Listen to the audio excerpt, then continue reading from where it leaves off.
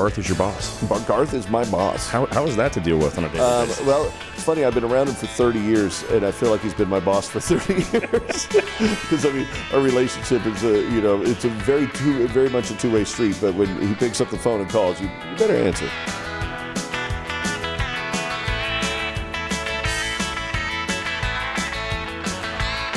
Well, I just learned something new, Stormy. Your father was an attorney as well.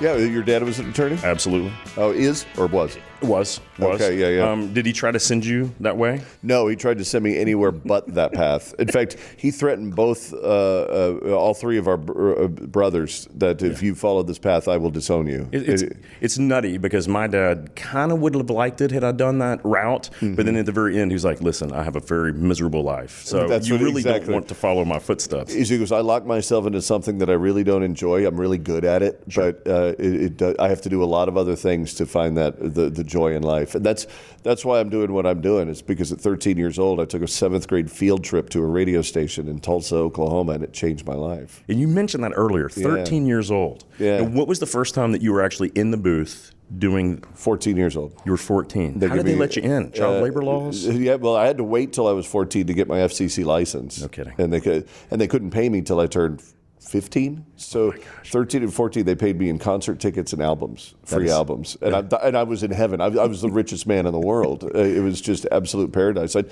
ride my bike with my football pads still on right after practice just to go hang out and just soak it in. I would do practice shows. In the little satellite studio. It had a glass wall that went into the main studio.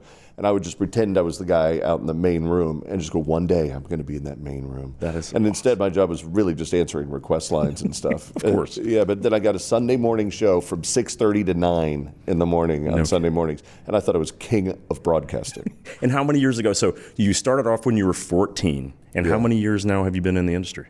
40. 40 years. Yeah, you have a birthday coming up. I do, unfortunately, yes. No, actually, birthdays after you're about 12 years old start to lose their impact a little bit. Now, do you ever forget how old you are? Because I do. I just started last year. I've usually been pretty good at it, but no, I've gotten it wrong a lot over the past year. So I'm just like, whoa. Senior moments. Yeah, I'm having them too. I know. So you've been in the industry, and you've been in Nashville. I think we had this conversation too. You've been in Nashville for nearly 30 years now? Yeah, 31 years now in Nashville. I took a trip here in 1992, fell in love with it, went to my idol's house. The first place I went to when I got off the plane was Charlie Daniels' publicist. Said, why don't you come over to the log cabin house in Mount Juliet, Tennessee? And I'm like, my first stop in Nashville, Tennessee is going to be at my idol's house and office. That is amazing. And picked up fanfare tickets because that was CMA Music Fest at the time, and went straight to the fairgrounds and just, I was in the greatest, most beautiful Oz I could have possibly wanted. And I said, I had no choice. I came back home, did a quick little job search, tried to find anything in Nashville that could pay me. Sure. And worked my butt off. And Charlie Daniels actually helped me move. That's awesome. And his wife found me my first house, and I thought I was going to be here for 6 months, and 31 years later, it's home. That's amazing. My grandparents lived out in Mount Juliet towards the end of their time. Oh, yeah. And so I'm very familiar with the old Mount Juliet area. Charlie Daniels Park out there. Absolutely, there was. There absolutely was. So when you look back at it now, 30 years in Nashville, it has changed a little bit, right? Maybe a lot. It's a lot, and I'm so torn with my emotions towards it. Mm-hmm. Growth is always just inevitable, and I have a cliche that I say all the time: you either grow with the times, or the times will pass you by. Sure. So you can complain all you want about growth and change and evolution, but it's not going to do any good. So you might as well grow with it and just enjoy it and be part of the process, and not try to be a salmon swimming upstream and trying to push it back, because you're not going to win that battle. Sure. But there are moments where I look back at a very reminiscing way of the way Nashville was in the early 90s. It was very different, much simpler. Sure. Much more homey, and a much more just a great family spirit to it. And now it's a big city. Sure. But having said that, and I think I'm latching onto what you're saying, you can't change the evolution. Is there a better place to be if you want to be an upcoming artist or an artist today? Is there a better place in the world? No, you can't. This is the place to be. Sure. L.A. used to be the place. New York used to be the place. Even Chicago and Miami are great music towns. But there is nothing that compares to what happens in Nashville. You probably feel it when you come here. Everybody does if you look for it. There's an actual vibration in this town. It's this energy that gets into your soul, and it's like this little low hum. And it just fuels everyone. It's like what dreams are made out of. Sure. It's a vibration that just represents what dreams are made of, and it's infectious and contagious.